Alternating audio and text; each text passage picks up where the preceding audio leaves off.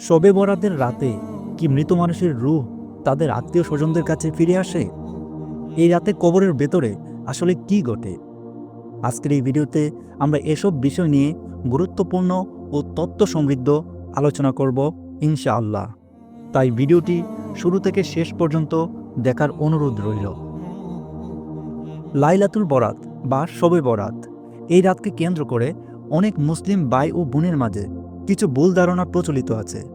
যেমন, অনেকে মনে করেন সেদিন মৃত ব্যক্তিদের আত্মা পৃথিবীতে ফিরে এসে তাদের জীবিত আত্মীয়দের সঙ্গে দেখা করে, তাদের সাথে ইবাদত বা নেক আমলে অংশ নেয়। আবার কেউ কেউ বিশ্বাস করেন মৃতদের আত্মা জীবিতদের খোঁজখবর নিতে আসে। কিন্তু প্রথমে স্পষ্ট করে বলা দরকার, মৃত ব্যক্তিরা কখনোই আত্মীয় স্বজনদের কাছে ফিরে আসতে পারে না। কারণ আল্লাহ তাআলা মৃত ব্যক্তিদের এমন কোনো ক্ষমতা দেননি।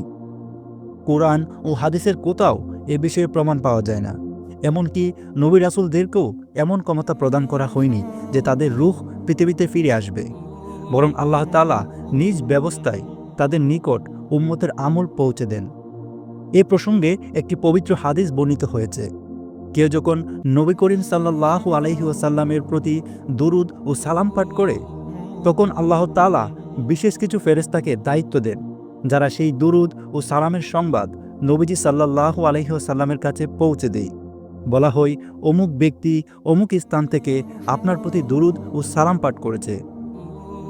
আবার যখন কেউ সরাসরি নবীজি সাল্লাল্লাহু আলাইহি ওয়াসাল্লামের রওজার সামনে এসে সালাম দেয়, তখন আল্লাহ তাআলা তার রূহ ফিরিয়ে দেন, যাতে তিনি সেই সালামের উত্তর দিতে পারেন।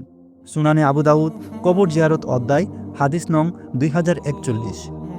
হযরত আবু দারদা রাদিয়াল্লাহু তাআলা আনহু থেকে বর্ণিত আছে, রাসূলুল্লাহ সাল্লাল্লাহু আলাইহি ওয়াসাল্লাম বলেছেন, তোমরা জুমার দিনে বেশি বেশি দুরূদ পাঠ করো, নিশ্চয়ই ফেরেশতারা এর উপর সাক্ষী থাকে। আর যখন কেউ আমার উপর দুরূদ পাঠ করে তা আমার নিকট পেশ করা হয়। তখন হযরত আবু দারদা রাদিয়াল্লাহু তাআলা আনহু জিজ্ঞাসা করলেন, আপনার ইন্তেকালের পরেও কি তা পেশ করা হবে? উত্তরে নবীজি সাল্লাল্লাহু আলাইহি ওয়াসাল্লাম বললেন, হ্যাঁ, কারণ আল্লাহ তাআলা জমিনের জন্য নবীদের দেহ বক্ষণ করা হারাম করে দিয়েছেন। বাইহাকি হাদিস নং 469, আল মুজামুল আওসাদ হাদিস নং 4780। এই হাদিসগুলো থেকে স্পষ্টভাবে বোঝা যায়, দুনিয়ায় কোনো মানুষের রূহ বা আত্মা ফিরে আসতে পারে না। তবে যারা দ্বীনের জন্য শহীদ হয়েছেন, তাদের বিষয়টি কিছুটা ভিন্ন। তারা আল্লাহর পক্ষ থেকে জীবিতদের মতো রিজিক লাভ করেন, যদিও তা আমাদের মতো নয়। এই সম্পর্কে হাদিসে এসেছে, নবীজি সাল্লাল্লাহু আলাইহি ওয়াসাল্লাম বলেছেন, শহীদদের রূহ সবুজ রঙের পাখির পেটের ভেতরে সম্মানিত অবস্থায় বিশেষ জীবন লাভ করে। তাদের জন্য আরশের নিচে প্রদীপসমূহ ঝুলিয়ে রাখা হয় এবং তারা জান্নাতের যেখানে ইচ্ছা বিচরণ করতে পারে। সহিহ মুসলিম হাদিস নং 1887। এমনকি শহীদদের রূহও দুনিয়ায় ফিরে আসে, এই বিষয়ে কোনো নির্ভরযোগ্য প্রমাণ পাওয়া যায় না। সাধারণভাবে মৃত ব্যক্তিরা রূহের জগতে অবস্থান করেন। ঈমানদারদের রূহ থাকে ইল্লিনে। এ সম্পর্কে মুফাসসির সাহাবী হযরত আব্দুল্লাহ ইবনে আব্বাস রাদিয়াল্লাহু তাআলা আনহু বলেছেন, ইল্লিন বলতে জান্নাত অথবা সপ্তম আকাশে আরশের নিচে অবস্থিত এক বিশেষ স্থানকে বোঝানো হয়। আর কাফেরদের রূহ থাকে সিজ্জিনে। এটি সরাসরি জাহান্নাম না হলেও এর পরিবেশ জাহান্নামের মতোই কষ্টদায়ক। কবরের আযাব বলতে মূলত এই সিজ্জিনের অবস্থাকেই বোঝানো হয়। এই দুই জগতের প্রকৃত অবস্থা সম্পর্কে আল্লাহ তাআলাই সর্বাধিক অবগত। তবে মৃত ব্যক্তিদের জন্য যখনই কেউ মাগফিরাতের দোয়া করে, তার সঙ্গে সঙ্গে তাদের রূহের কাছে পৌঁছে দেয়া হয়। নফল নেক আমলের সওয়াবও মৃতদের কাছে পৌঁছায়। বিশেষ করে দান সদকা, সদকায়ে জারিয়া, দ্বীনের প্রচারের জন্য কাজ করা এবং সন্তানের নেক দোয়া মৃত্যুর পরও অব্যাহত থাকে। মৃত ব্যক্তির রূহে সেই সওয়াব পৌঁছাতে থাকে।